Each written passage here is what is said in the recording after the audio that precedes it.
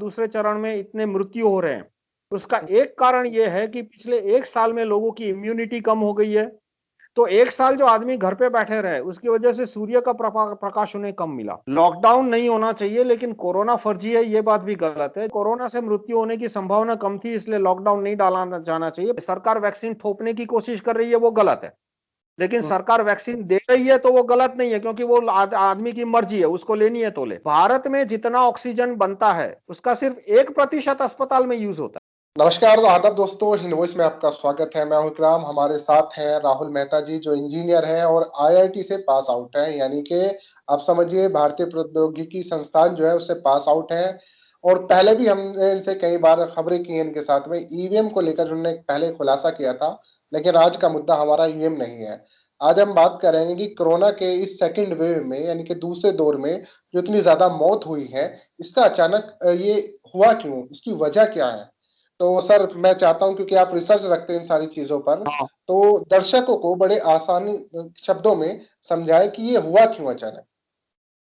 तो इसमें मैं एक दूसरा जो इंपॉर्टेंट मुद्दा है, लॉकडाउन, जी उसके बारे में थोड़ा बताऊं। ये मार्च, हमारी बातचीत हुई थी एक साल पहले, अप्रैल 2020 में।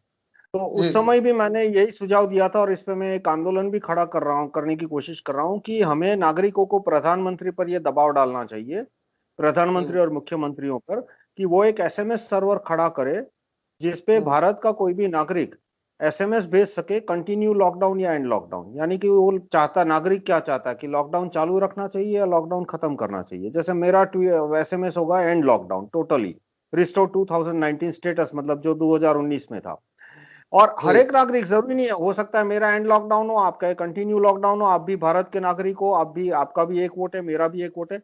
तो इस तरह से भारत का कोई भी नागरिक बता सके, क्योंकि मेरी यह मान्यता है कि आज भी भारत में 90 करोड़ वोटर जो है, उनमें से शायद 70 करोड़ वोटर है, वो किसी भी प्रकार का लॉकडाउन नहीं चाहते। क्योंकि उसके बाद, ये तो बात हमारी हुई थी अप्रैल 2020 में, उसके बाद काफी सारा डेटा मैंने इकट्ठा किया कि लॉकडाउन की वजह से लाखों लोगों की मृत्यु हो गई। एक दिल्ली अस्पताल का ही डेटा मैंने लिया कि वहां हर महीने 25 कैंसर के ऑपरेशन होते थे, यानी छोटा अस्पताल ही होगा, 25 कैंसर के ऑपरेशन। और अप्रैल मई जून जुलाई अगस्त सितंबर, ये 6 महीने, वहां कैंसर के ऑपरेशन कितने हुए? सिर्फ 3।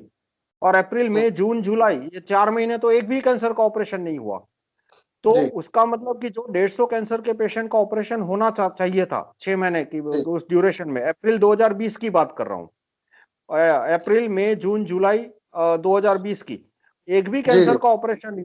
वो जो 150 कैंसर के पेशेंट थे, उनमें से कम 70-80 का देहांत हो गया होगा। और ये तो एक अस्पताल की बात कर रहा हूँ, भारत में लाखों कैंसर के पेशेंट है, किडनी के हैं, हार्ट अटैक आते हैं, ब्रेन स्ट्रोक आते हैं। अभी जैसे कि अहमदाबाद में रात को 8 बजे के बाद ऑटो रिक्शा अलाउड नहीं है।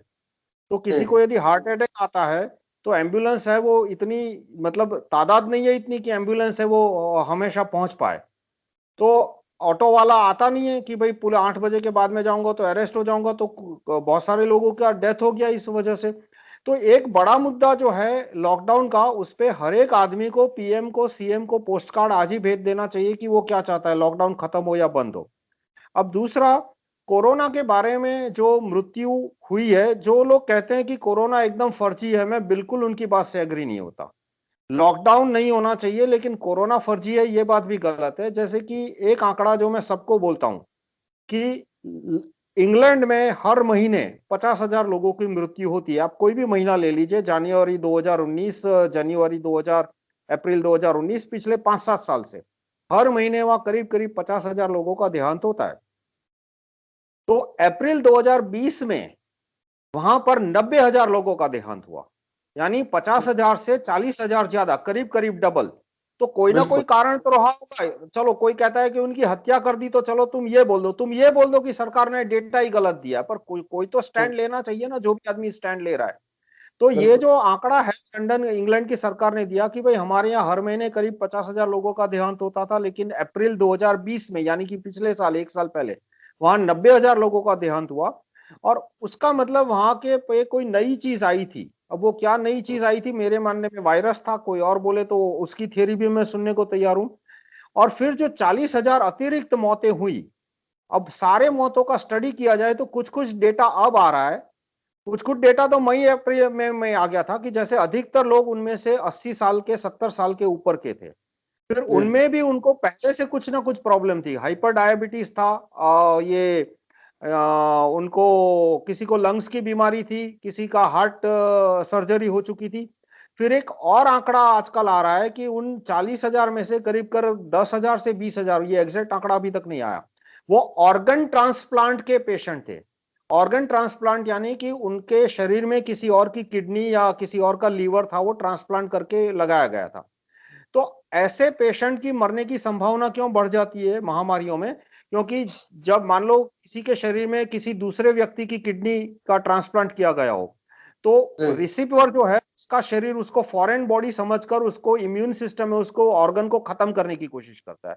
इसलिए उस आदमी को इम्यूनो सप्रेसेंट ड्रग दिए जाते हैं, उसकी इम्यूनिटी सिस्टम कमजोर करने के लिए उसको दवाइयां दी जाती है। तो जाहिर है ऐसी महामारी में उसकी मृत्यु होने की संभावना बढ़ गई। लेकिन ये बिल्कुल। सारी एनालिसिस यदि की जाए तो भारत में हर साल 1 करोड़ लोगों का देहांत होता है, 90 लाख से 1 करोड़ के बीच में, 95 लाख के बिल्कुल, ये आसपास। सरकारी आंकड़े एक हैं। यार नहीं, ये जनरल सारा एग्रीड अपॉन आंकड़ा है, सरकारी नहीं। आप किसी भी साल ले लीजिए, 2011, 2012, 2013, 140 करोड़ का देश है। देखो 140, 135, 40 करोड़ का देश है तो देहांत होंगे, तो हर साल बिल्कुल। 95 लाख देहांत होते हैं। तो मेरी एनालिसिस जो मैंने मई महीने में की थी कि भाई कोरोना से मैक्सिमम 1.5-2 लाखों की मृत्यु होंगे। हम्म। और क्योंकि भारत में इतने वृद्ध व्यक्ति नहीं है, हमारे यहाँ 70 साल से ऊपर, और जो 70 साल के ऊपर है उनमें शराब की आदत कम है, स्मोकिंग की आदत कम है, और अधिकतर लोग हैं वो यहाँ पे 60 साल की कम उम्र के हैं। इसलिए हम्म। भारत में कोरोना से मृत्यु होने की संभावना कम थी, इसलिए लॉकडाउन नहीं डाला जाना चाहिए, पर वो अपनी अपनी राय हो सकती है। हम्म। लेकिन बाद में क्या हुआ, जो पिछला 1 साल जो लॉकडाउन चला, उसकी हम्म। वजह से बहुत सारी कमजोरियां आ गई आदमी में। एक तो सनलाइट नहीं मिली, ये सूर्य प्रकाश बहुत इंपॉर्टेंट चीज होता है इम्यूनिटी के लिए। एक बिल्कुल। आप किसी भी डॉक्टर से पूछ लीजिए, 10,000 साल पुराने आयुर्वेद के ग्रंथ देख लीजिए, सूर्य नमस्कार की फिलॉसफी ये है। तो 1 साल जो आदमी घर पे बैठे रहे उसकी वजह से सूर्य का प्रकाश उन्हें कम मिला। हम्म। दूसरा, जो एक्सरसाइज होता है, इम्यूनिटी का सबसे इंपॉर्टेंट चीज क्या है कि भाई आप दिन में 20 मिनट एक्सरसाइज करो कि सर से पांव तक पसीने से भीग जाने चाहिए। लेकिन भारत में एक्सरसाइज का चलन पिछले कुछ साल में बहुत कम हो गया है। लेकिन लॉकडाउन नहीं था तो आदमी घर से बाहर निकलता था, ऑफिस जाता था, कुछ इधर उधर घूमेगा। लॉकडाउन में क्या हो गया कि वो घर पे ही बैठा रहा पूरे दिन, तो और इम्यूनिटी कम हो गई और वेट बढ़ गए लोगों के। ज्यादा खाना खाओ, एक्सरसाइज कम करो और सनलाइट कम लो तो अपने आप इम्यूनिटी कम हो जाती है। तो ये बिल्कुल। जो दूसरे चरण में, ये जो फरवरी 2021 के बाद दूसरे चरण में इतने मृत्यु हो रहे हैं, उसका एक कारण ये है कि पिछले 1 साल में लोगों की इम्यूनिटी कम हो गई है।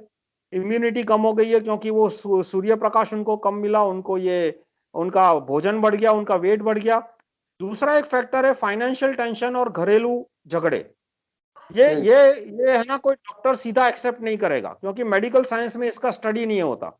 लेकिन ये एक जी रियलिटी है, आप सुसाइड के आंकड़े स्टडी करोगे, सुसाइड के केस स्टडी करोगे, तो आपको हम्म। दिखेगा कि आधे से ज्यादा सुसाइड करने वाले लोग वो लोग होते हैं कि जिनकी जिंदगी में बहुत ज्यादा फाइनेंशियल टेंशन आ गया हम्म। या जिनके घरेलू झगड़े बहुत बढ़ गए हैं।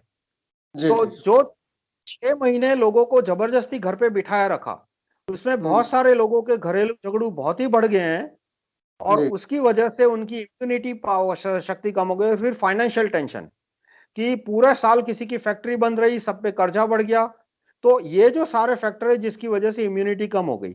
अब एक जो बात कही जाती है कि वैक्सीन की वजह से लोग मर रहे हैं, ये साइंटिफिकली स्टडी करना चाहिए हमको। देखो उसके लिए हाँ। दोनों प्रॉब्लम हो रही हैं। हम लोग सरकार से डेटा मांग रहे हैं, सरकार हम्म। डेटा नहीं मांग रही, लेकिन बहुत से कार्यकर्ता जो कि वैक्सीन को ब्लेम करते हैं वो सरकार से डेटा भी नहीं मांग रहे। मतलब हम्म। हमको डेटा लेना नहीं है, बस हमारी बात मान लो, ये रवैया साइंटिफिक नहीं है। तो हम हम्म। डेटा क्या मांग रहे हैं? तो 27 अप्रैल 2020 यानी कि 1 साल पहले मैंने जी प्रधानमंत्री जी को एक ट्वीट भेजा था और ये मास मूवमेंट खड़ी करना चाहता हूं कि भाई किसी भी व्यक्ति की मृत्यु होती है भारत में, फिर वो किसी भी वजह से हो, रोड एक्सीडेंट से हो, हार्ट अटैक से हो, कोई भी रीजन से हो, तो जी जी। कुछ एक चीज पब्लिक साइट पे आ जानी चाहिए। हम्म। क्या? कि एक उसका नाम, उसका वोटर आईडी, आधार कार्ड नहीं, उसका वोटर आईडी, उसका हम्म। उम्र और उसके हम्म। परिवार के सदस्य के वोटर आईडी, और यदि उसके परिवार के सदस्य चाहते हैं कि भाई हमारा नाम फोन नंबर भी डाल दो, तो परिवार के सदस्यों की परमिशन से वो नाम और फोन नंबर आ जाएगा, और फिर डॉक्टर के अनुसार उसका देहांत का कारण क्या है, परिवार के सभ्य क्या कहते हैं। और उसमें एक चीज आज की तारीख में ऐड कर देनी चाहिए, वो भी मैंने एक एसएमएस भेजा कि उसने जी। वैक्सीन ली थी या नहीं, या किस तारीख पे वैक्सीन ली थी। हम्म। तो ये सारे फैक्ट यदि आ जाते हैं, और एक और डेटा भी आना चाहिए कि भारत में कुछ 12 से 15 करोड़ लोगों ने वैक्सीन ली है सिंगल डोज। जी जी। दोनों डोज लेने वालों की संख्या मुझे नहीं पता, मैंने सुना कि बहुत कम है, क्योंकि बहुत सारे लोग जिन्होंने सिंगल डोज लिया वो दूसरा डोज लेने नहीं आए, जो भी कारण हो। तो जितने 15 करोड़ लोगों ने सिंगल डोज लिया है, हम्म। उनमें जितने लोगों का देहांत हो गया, फिर देहांत का कोई भी कारण रहा हो सकता है वो रोड हम्म। एक्सीडेंट में मर गए, तो वैक्सीन जिम्मेदार नहीं है। हर एक आदमी का देहांत हुआ उसका मतलब नहीं है कि वैक्सीन की वजह से हो, लेकिन उन हम्म। सब लोगों का नाम है और उम्र ये वेबसाइट पे आ जाना चाहिए। तो इससे एक आदमी जजमेंट निकाल सकता है कि भाई भारत में 70 और 80 साल की उम्र के बीच में 4 करोड़ लोग हैं। इन पूरे 4 करोड़ में से कितने लोगों की देहांत हुई? 10 लाख की। वैक्सीन लेने वाले कितने लोग थे? इतने लाख लोग थे। उसमें कितने परसेंटेज लोगों की देहांत हुई? भाई एक्स परसेंट का देहांत हुआ। वो एक्स है, वो 1% से ज्यादा है या कम है? मतलब जितने लोगों ने वैक्सीन नहीं लिया उनमें से कितने की देहांत हुई, और वैक्सीन लिया उनमें से कितने प्रतिशत की देहांत हुई, ये आंकड़ा हमें प्रधानमंत्री जी से मांगना चाहिए। हम्म। क्योंकि ये सारे आंकड़े आने के बाद ही हम बता सकते हैं कि क्या सचमुच सेकंड वेव में वायरस मजबूत है या दूसरे कारण है। जी क्योंकि दूसरे कारण होने की संभावना मुझे क्यों लग रही है, क्योंकि मेरे कुछ कार्यकर्ता है जो कि लोअर मिडिल क्लास एरिया में रहते हैं। जी। तो उनके एरिया में मैंने उनको पूछा कि भाई आपके एरिया में करीब कितने परिवार है, कितने लोग हैं, तो उसने बोला 1200।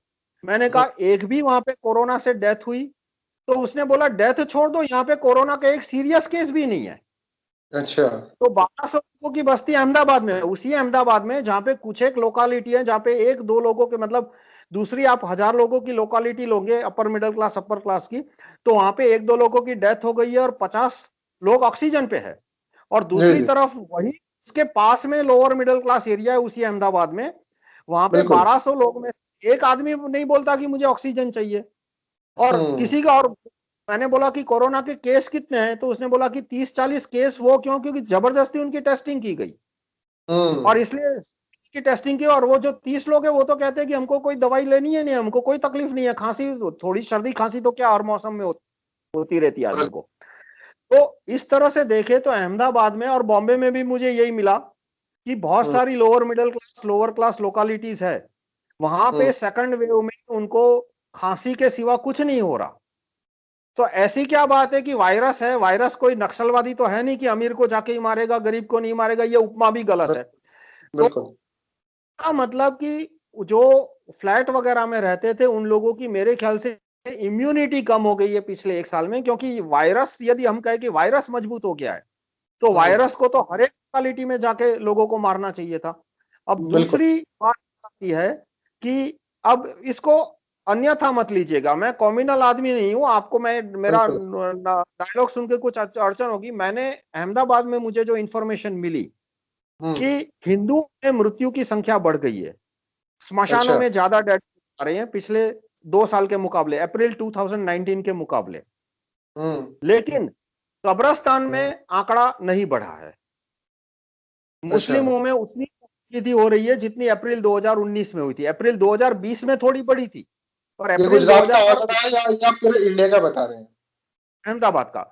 इसमें क्या अच्छा। है कि सरकार ने, देखो पूरे इंडिया का आंकड़ा तो सरकार ही दे सकती है, जी ठीक जी। है। और ये मेरे पास आंकड़े नहीं है, इंफॉर्मेशन है। आंकड़े और इंफॉर्मेशन में थोड़ा फर्क होता है।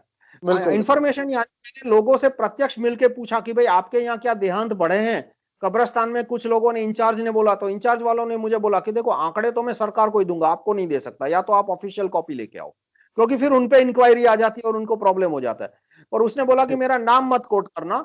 मैंने कहा नाम कोट नहीं करूंगा। उसने बोला कि भाई जो अप्रैल 2019 में था हम्म। करीब करीब उतना ही, थोड़ा सा शायद 5-10 2-5% बढ़ा हो, हम्म। जबकि स्मशान में साफ साफ दिखता है कि वहां पे बढ़ गए। तो उसका अब ये भी एक फैक्ट है कि मुसलमानों ने वैक्सीन नहीं ली है, और मैं उसको गलत नहीं मानता। देखो मेरा वैक्सीन पे ओपिनियन क्या है कि ये एक पर्सनल इश्यू है, हम्म। ठीक है। जिसको लेनी है ले, ना लेनी है ना ले। मैं, कोई वैक्सीन लेता है तो मैं उसको बुरा आदमी नहीं बोलता, कोई वैक्सीन नहीं लेता तो मैं उसको गलत आदमी नहीं बोलता। ये हर जी। एक आदमी का अपना अपना चॉइस है, और इसी तरह से चलना चाहिए। सरकार वैक्सीन थोपने की कोशिश कर रही है, वो गलत है। लेकिन सरकार वैक्सीन दे रही है तो वो गलत नहीं है, क्योंकि वो आदमी की मर्जी है, उसको लेनी है तो ले। पर ये एक फैक्टर हमको ध्यान में रखना पड़ेगा कि क्या हर एक सेक्शन ऑफ सोसाइटी, जिसको सोशियो इकोनॉमिक सेक्शन बोलते हैं, क्या हर एक सोशियो इकोनॉमिक सोसाइटी में लोगों का देहांत बढ़ा है? और यदि हर एक सोशियो इकोनॉमिक सेक्शन में देहांत नहीं बढ़ा, तो इसका मतलब मेरे ख्याल से शायद वायरस कारण नहीं है, कुछ अन्य कारण है। वायरस है, कोरोना का वायरस है, उसकी वजह से देहांत हो रहे हैं, लेकिन जो एकाएक जो देहांत बढ़ गए ये मार्च महीने में, अप्रैल महीने में जो एकाएक देहांत बढ़ गए, उसके कोरोना के साथ साथ कुछ और भी गंभीर कारण हो सकते हैं, और वो कारण भी हमें जानने चाहिए ताकि हम लॉकडाउन से बच सके, और दूसरा कि हम उन कारणों के ऊपर कुछ काम कर सके। तो इसमें मैं हर एक नागरिक से कहूंगा कि पहले आप प्रधानमंत्री जी से और मुख्यमंत्री जी से डेटा मांगिए, उनका पूरा डेटा नेट पे डालो ताकि हर एक आदमी अपनी राय बना सके। ये बात, हाँ, यही बात पहले जान लो कि क्या वायरस ने हर एक कम्युनिटी में, हर एक सोशियो इकोनॉमिक सेक्शन में मृत्यु बढ़ाए है, या कुछ एक लोगों की जिनकी इम्यूनिटी कम हुई। यदि एक सेक्शन जो अपर मिडिल क्लास है उसकी इम्यूनिटी कम क्यों हो गई? क्योंकि उन लोगों ने काफी पैसा फैक्ट्रियों में लगाया होता है, बिजनेस में लगाया होता है, उन पे कर्ज बढ़ गया है पिछले 1 साल में। ये जो कर्ज है वो एक बहुत बड़ा मारक वस्तु होता है। मैंने अपने रिश्तेदारों में देखा है कि ठीक ठाक थे, लेकिन एकाएक उन पे कर्ज बढ़ गया और 1-2 साल में उनकी मृत्यु हो गई। बिल्कुल बिल्कुल सर, ये तो बहुत बड़ा कारण है सर। बिल्कुल, डोमेस्टिक वायलेंस है, ये सारी चीजें, इंसान टेंशन ले रहा है, बाहर नहीं जा पा रहा खुद, तब भी इम्यूनिटी कमजोर हो रही है। ये सारी चीजें फैक्ट है, इनसे नकारा नहीं जा सकता। एक फ्लैट में 4 लोग बैठे हैं, वो दिन में 2 घंटा साथ बैठते थे, लॉकडाउन नहीं था तब। अब लॉकडाउन की वजह से वो 24 घंटा घर पे बैठ रहे हैं, तो आपस में झगड़े बढ़ ही जाएंगे सबके। और दूसरा डोमेस्टिक वायलेंस में ये भी है कि हस्बैंड है वो वाइफ को पीटता है, लेकिन दूसरा साइड भी होता है कि कभी कभी देखो इसमें डोमिनेंट, कभी कभी कभी कुछ केस में, हर एक केस में नहीं, दूसरी तरफ भी होता है कि वाइफ है वो भी हस्बैंड को कभी कभी बहुत परेशान कर सकती है, दिमाग खा खा के, या जो भी रीजन हो, मैं किसी पर्सनल के कमेंट में नहीं पढ़ना चाहता, तो वो भी मृत्यु की संभावना बढ़ा देता है, इम्यूनिटी कम कर देता है। बिल्कुल बिल्कुल, झगड़े फैमिली बहुत ज्यादा हर्ट करते हैं, ये चीज तो है। तो ये सारे फैक्टर का एनालिसिस करने के बाद ही हमें लॉकडाउन पे स्टैंड लगाना चाहिए। ये नहीं कि भाई कुछ एक मृत्यु बढ़ गया। और दूसरा, ऑक्सीजन की कमी, तो भाई 4 महीने का लॉकडाउन डाला और 8 महीने का आधा लॉकडाउन डाला, उसके बाद भी ये लोग ऑक्सीजन के प्लांट नहीं बना पाए, तो ये तो साफ साफ इनकी गलती है। पिछले महीने लॉकडाउन डालने का कारण एक ये दिया गया था कि भाई इसमें ऑक्सीजन की डिमांड बढ़ जाएगी और ऑक्सीजन के प्लांट नहीं है। और आप ऑक्सीजन को भी देखिए, भारत में जितना ऑक्सीजन बनता है उसका सिर्फ 1% अस्पताल में यूज होता है, 99% इंडस्ट्री में यूज होता है। पूरे दुनिया में ऐसा है। तो और इंडस्ट्री का ऑक्सीजन है वो मेडिकल पर्पज में काम आ सकता है, थोड़ा सा उसमें मॉडिफाई करके, लेकिन सिलेंडर की शॉर्टेज है। तो पिछले 1 साल में इन्होंने सिलेंडर के सप्लाई नहीं बढ़ाए, सिलेंडर का स्टॉक नहीं किया।